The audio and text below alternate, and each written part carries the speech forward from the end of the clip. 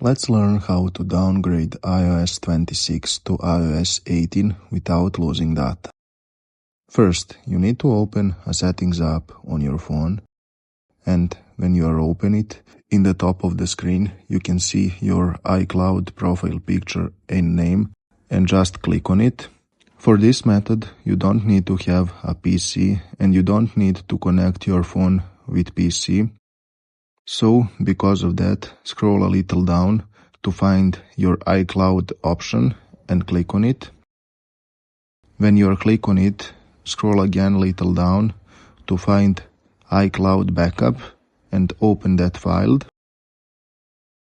When you are open it, you just need to enable Backup this iPhone.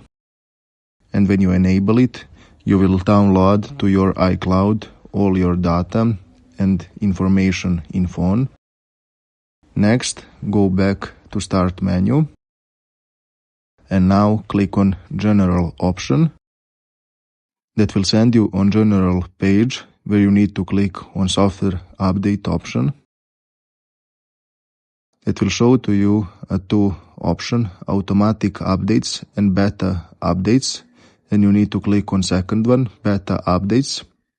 And now on this list you will have your iOS 18, and you just need to click on iOS 18 final version and you will go back to your iOS 18. Thanks for watching and see you in the next video.